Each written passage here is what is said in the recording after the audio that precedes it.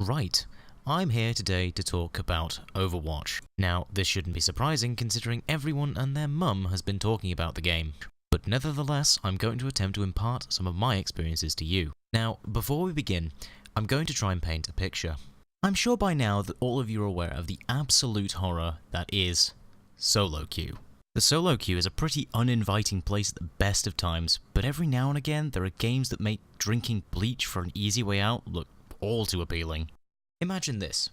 You queue up into a game by yourself, and the matchmaking overlords at Blizzard place you on the attacking team on a payload map like Watchpoint Gibraltar. You think to yourself, I know, we need a strong tank like Reinhardt that can stand in the front of everyone and let us push. I'll do that. This is the point where someone on your team invariably picks Hanzo, and you think to yourself, well, at least he can stand behind my shield and shoot at people.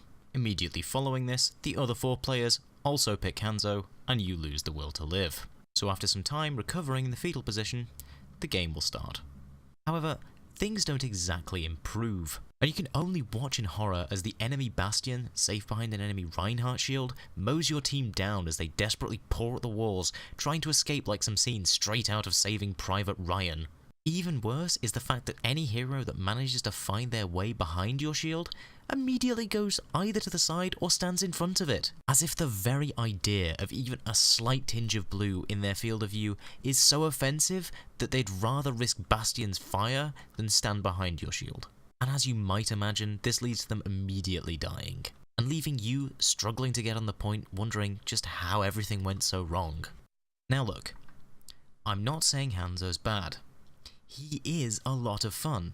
Plus, with his enormous projectile and the insanely large head hitboxes, even someone like me who has no idea what they're doing can still get headshots and feel like a badass.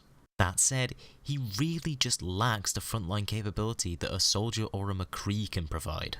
And even at long range, he's just likely to lose to any Widowmaker that knows what they're doing, which is pretty poor for a supposed sniper.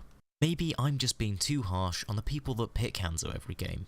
For all I know, he might be from a country that has banned the letter H, and thus only plays Hanzo as a silent form of freedom fighting for his oppressed people.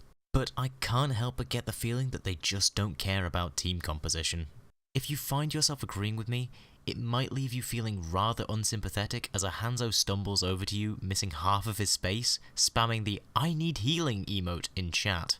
Uncaring to the fact that A, you don't actually have a healer, and B, you can't really do much for him as Reinhardt.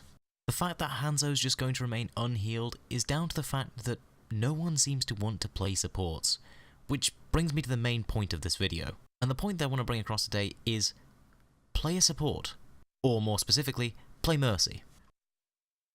Now, I want to prefix this by saying the other supports aren't bad, or at least most of them aren't. Lucio can be great on the attacking team, giving them speed and shields and allowing them to engage quickly and safely. Plus, Symmetra's teleporter can be great on maps that have a point A that's very far away from your spawn. But nothing feels worse than the glacial pace of your healing when you're trying to heal someone without your amp up as Lucio.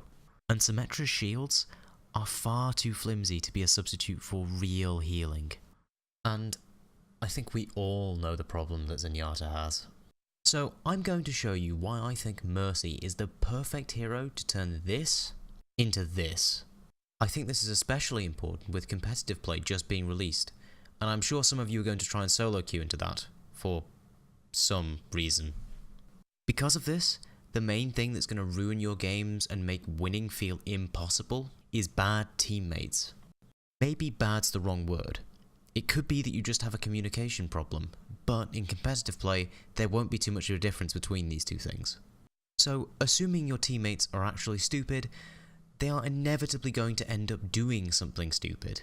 So it will be your job as Mercy to prevent that stupid stuff from killing them, or if you can't manage that, try and res them afterwards at least. But in order for this to work at all, you need to do something before the game even starts. You need to convince one player on your team to play a tank. This can be challenging as not everyone wants to play one, but I advise you to just tell them it's what all the cool kids do and hope that works. Now that you have a tank, all they have to do is walk towards the enemy or sit on the cart while you sit behind them. This way, your team is always making progress towards their next objective. It's also important to keep your tank happy. Make sure he knows he's doing a good job by keeping his health up and telling him in chat that you think he's great. Worst case scenario and he doesn't speak your language, just put a happy face in chat every couple of minutes. So while your tank is sat pushing the objective, it's your job to make sure the rest of your team is healthy. If you ever see a teammate that looks at least a little bit like they're trying to help push the objective and they're missing health, you need to heal them. This stops them from falling back to look for health packs and keeps the pressure on the enemy. Don't overextend trying to heal teammates that are miles away from the objective. They're probably not helping your team anyway and just aren't worth the risk. Even if you are the best healer in the world, it's almost impossible that no one's going to die. And Mercy's ability to deal with this is what makes her so good at keeping a team with little communication alive. Or at least, not dead for as long. So whenever you finish charging your ult, which, considering how fast it charges, can be as often as 45 seconds for a really skilled Mercy, you need to play defensively. When I say defensively, what I'm basically trying to say is, don't die. This objective is deceptively complicated. It can be all too easy to be so focused on healing that you miss the Reaper that's creeping up behind you. And if you die, no one's getting rezzed. When your ult hits 100%, fall back and heal from a longer distance if you can, but don't expose yourself trying to get that extra little bit of healing in. After all, if the player you're trying to heal dies, you have your ult, you can res them. Hopefully at this point in the game, you should have an idea who on your team is worth their salt and who is dead weight. If you see one of your valuable players has gone down, quickly check your surroundings to see if anyone else is dead or about to die.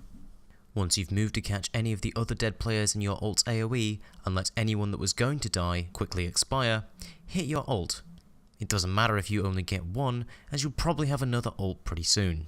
It only requires pretty simple math to see that rezzing 1 or 2 people every 45 seconds or so is so much better than waiting for that 3-4 man res that might come along in 2 minutes or so. So make sure you use your ult as often as you can. That said, I can't really think of anything more satisfying than watching an enemy wipe most of your team, only to undo all of their hard work with the press of a button. Then feel free to damage amp your team as they indulge in some sweet revenge. What's more, rezzing 5 people and killing 1 or 2 of the enemy is a huge swing in the number of players, and in most cases that's going to be enough to get you the win, if not play of the game. And if you're really lucky, your res might catch one of those Hanzos from earlier and then they might fall off their sniping perch, and then accidentally help you win the game.